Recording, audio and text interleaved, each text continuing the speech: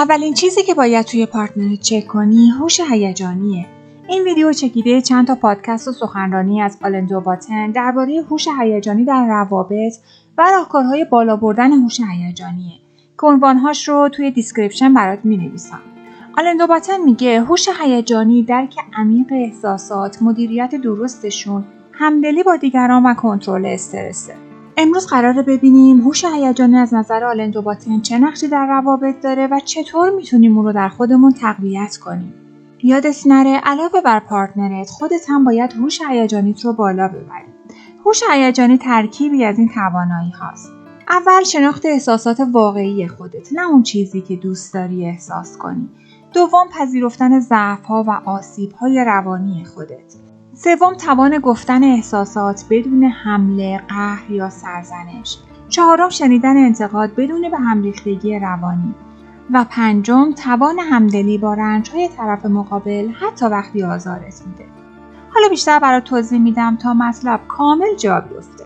گفتیم هوش هیجانی بالا یعنی احساسات واقعی خودت رو بشناسی. کسی که هوش هیجانی پایینی داره خشمگین میشه اما نمیدونه چرا. توی رابطه‌اش سرد میشه اما ریشه‌ش رو نمیفهمه. به پارتنرش وابسته میشه اما فکر میکنه این عشقه.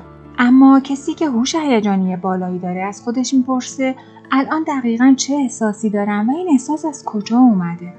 دومین مورد گفتیم که هوش هیجانی بالا یعنی مسئولیت هیجان‌های خودت رو بپذیری. آلن دوباتن میگه آدم‌های نابالغ همیشه میگن تو باعث شدی من عصبانی بشم.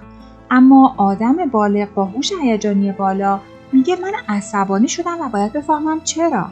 روابط وقتی ویران میشن که هر دو نفر هیجان‌های خودشون رو بر دوش دیگری میندازن. و سومین مورد هوش هیجانی بالا یعنی داشتن توان گفتگوی صادقانه. یعنی بتونی بدون حمله، بدون قهر، بدون تحقیر نیازها و احساساتت رو به پارتنرت بگی من از چیزی ناراحتم یا من از چیزی میترسم. دوباتن میگه بیشتر خیانت‌ها، دروغ‌ها و دعواهای بزرگ از ناتوانی در گفتن یک جمله ساده شروع میشه. و اما چهارمین مورد هوش هیجانی بالا یعنی توانایی شنیدن انتقاد بدون به هم ریختگی روانی. در رابطه‌های نابالغ وقتی یکی از طرفین انتقاد میشنوه براش مساویه با دوست داشتنی نبودن خودش و حس بی‌ارزشی. ولی در رابطه بالغانه انتقاد یعنی فرصت رشد. یعنی به جای واکنش هیجانی فوری مکث کنی و فکر کنی و بعد بگی باشه بذار در موردش فکر کنم. ممکنه حق با تو باشه. شنیدنش برام دردناک بود ولی میخوام روش فکر کنم. خب تا اینجا اومدیم توضیح دادیم که اصلا هوش هیجانی بالا یعنی چی. حالا میخوایم راهکارهای آلن دوباتن رو برای تقویت هوش هیجانی بگیم. و اما قبل از رفتن سراغ راهکارها دوستان عزیز فراموش نکنین با لایک، سابسکرایب کردن کانال و به اشتراک گذاشتن ویدیوها نه تنها به من دلگرمی بزرگی برای ادامه این مسیر میدین بلکه کمک میکنین پیام این محتوا به دست آدمهای بیشتری برسه. شاید درست همون لحظه و همون ویدیو گره‌ای از دل کسی باز کنه. همراهی شما فقط یک حمایت نیست، یک زنجیره امید و آگاهیه. ممنون که کنار من هستی. خب و اما راهکارها. هر روز از خودت بپرس امروز چه احساسی داشتم؟ چه چیزی منو رنجوند؟ چه واکنشی داشتم؟ این واکنشم مناسب بود؟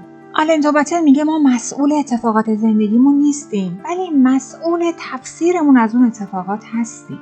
یه راهکار دیگه تمرین همدلیه. قبل از اینکه شریک عاطفیت رو قضاوت کنی، از خودت بپرس چه ترس یا زخمی پشت رفتارشه. همدلی یعنی دیدن کودک زخمی پشت رفتار بزرگسال. راهکار بعد جایگزینی سرزنش با گفتگوه. به جای اینکه بگی تو همیشه اینطوری هستی، بگو وقتی این اتفاق افتاد من این احساس رو داشتم. این یک نشونه بزرگ از بلوغ هیجانیه. یه راهکار دیگه یاد گرفتن هنر عذرخواهیه. عذرخواهی کردن واقعا یک هنره. عذرخواهی از نظر آلن دوباتن یعنی نه رفتارتو توجیه کنی، نه دفاع کنی از خودت و نه اینکه به طرف مقابلت حمله کنی. فقط اینه که رنج طرف مقابلت رو ببینی. آلن دوباتن میگه دلیل شکست بسیاری از روابط اینه که آدم‌ها از نظر هیجانی آموزش ندیدن. اگه روی هوش هیجانیت کار نکنی، عشق تبدیل به جنگ میشه، وابستگی جای صمیمیت رو میگیره و سکوت جای گفتگو رو.